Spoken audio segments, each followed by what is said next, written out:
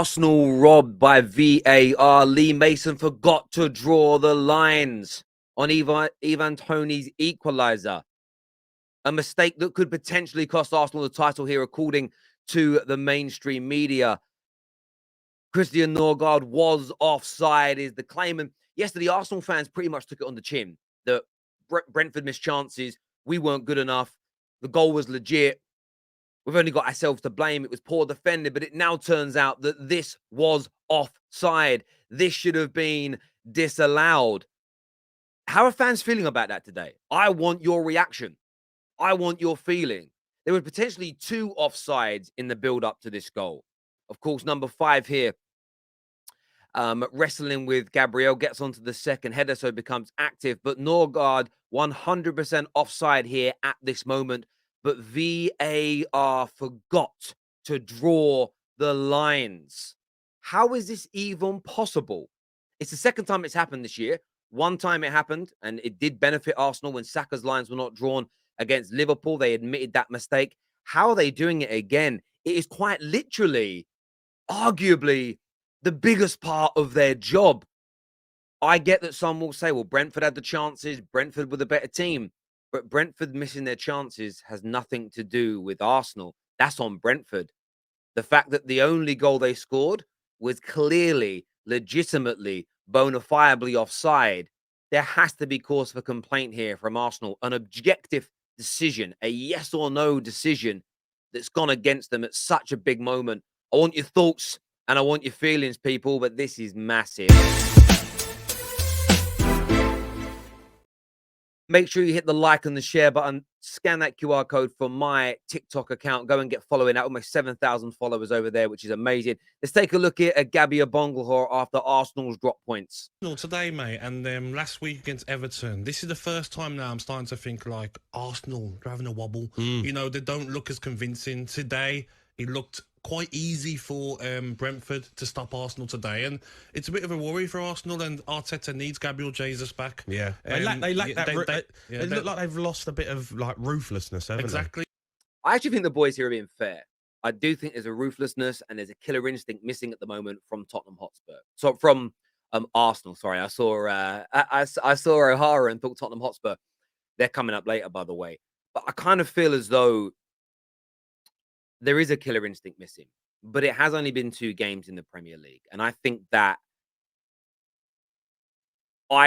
suggesting they're not going to win the league from this point because of 2 poor games, I think personally is crazy, especially as we now know they should have won yesterday. Brentford missing their chances is Brentford missing their chances, but they conceded a goal that was completely illegitimate that stopped them from picking up 3 points.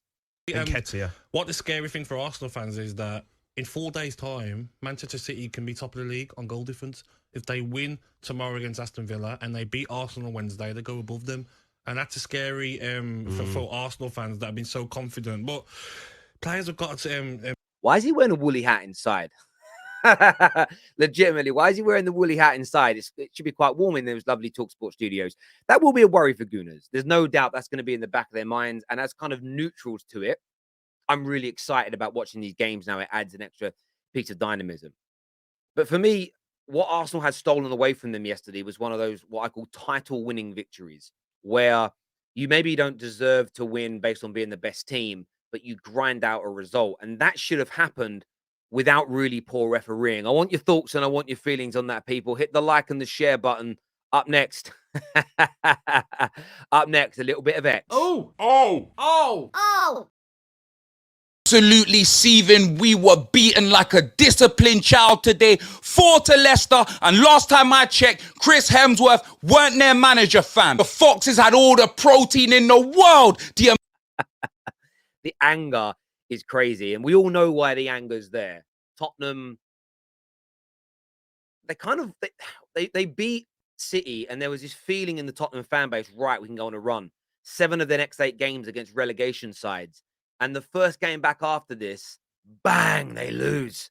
And they didn't just lose, they were absolutely pammed. Amount of chicken they ate today, blood. Leicester City put hands on us. The Foxes, them man make biscuits, you know. 2 goals in 2 minutes. We got peons in defence.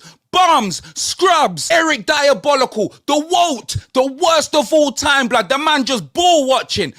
But I tell you now, the Ian Acho's goal, the third one, what Eric Dyer was doing, backing off, not challenging. Honestly, listen, Man United have had Harry Maguire in their team, who's been awful for about 18 months. Eric Dyer's worse. It just doesn't get focused on because he wasn't a world record signing for a defender. But legitimately, listen, I feel X here. Man's watching more balls than Neil Patrick Harris. He's dead food. Tanganga, why was he even playing? Man got split like an Uber share, fam. Put on his knees in the middle of the match. He was doing the Black Lives Matter salute, fam. And Conte, the man just sat there like he was a fan. He watched us as we got pumped. Do you know what, though? Maybe they look better without Conte. Conte is a real problem here, in my opinion. Legitimately, Conte is a big, big problem for Tottenham. I don't think that can be denied. I don't think that can be taken away. He's a big problem for them. Him and that squad have got real issues.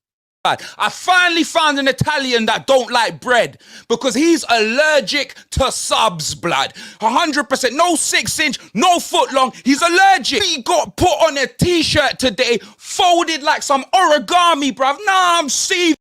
Listen, I get why X is seething. I would be too. Look, Arsenal have got a right to be annoyed today. A couple of poor performances, referee screwing them over.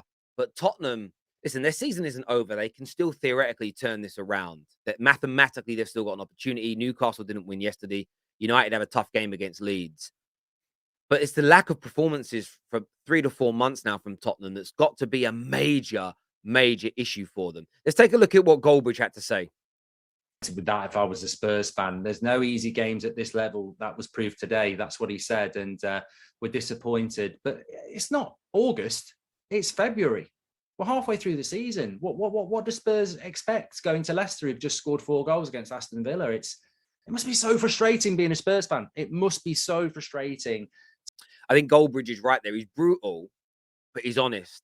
He's raw, but he's absolutely correct. And I do feel for Spurs fans, and a lot of Spurs fans have attacked me all year because I've stated that they're underperforming. The signings in the summer were not as good as they were sort of the PR said they were. You know, the fact that they've bought a couple of players that may not necessarily be for Antonio Conte, the planning is wrong.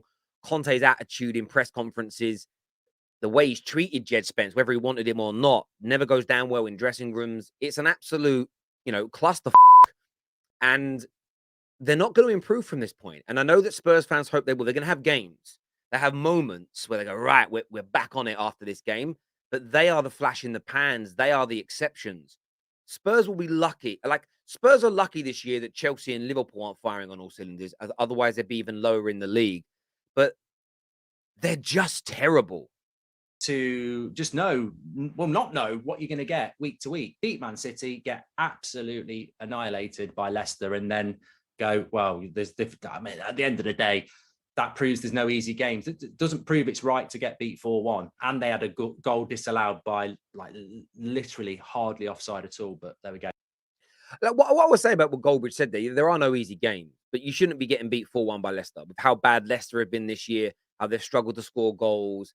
I know that you scored against them, but they've struggled to keep clean sheets. They can't defend set pieces. They went 1-0 up Spurs. And a proper Champions League team that's in good form, that's playing well, sees that game out. They couldn't do it. And that is absolutely damning. Pep here. I've heard this is brilliant. Let's take a listen. I don't know. We are responsible for Stephen Gerrard's slippery. I need to listen to that again. What did he say? I don't know. We are responsible for Stephen Gerrard's slippery. I love how he said Gerrard's slippery. In that situation in Anfield, I didn't want it for respect for Stephen Gerrard, but it's our fault. Pep's come out on the defensive. He's come out fighting. He's come out swinging. And the fact he's brought up Stephen Gerrard's slip, people are obviously accusing Man City of cheating and, saying that history needs to be rewritten. He's also stated that City do not deserve to have any of their trophies taken away from them. And I want to get fans' reaction to this because I don't agree. Well, I do and I don't. If the cheating's minuscule in terms of what they're found guilty of, then maybe they don't.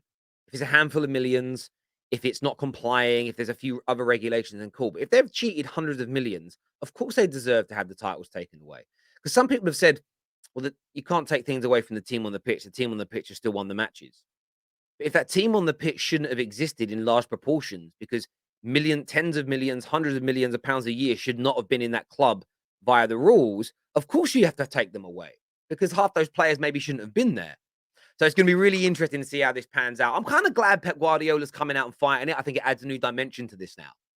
You know, if they get found innocent, he's going to be a hero. If they get found guilty, he's in an interesting position based on the punishments because he said he's not leaving. He says he trusts his club.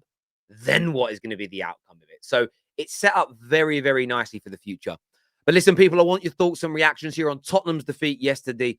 Arsenal being robbed, that offside goal going in. Of course, we've seen from Goldbridge, we've seen from TalkSports, Gabby Abonghor, and of course, X today on the show. Make sure like buttons are hit and you subscribe to The Terrace, and we'll see you all again soon. Thank you.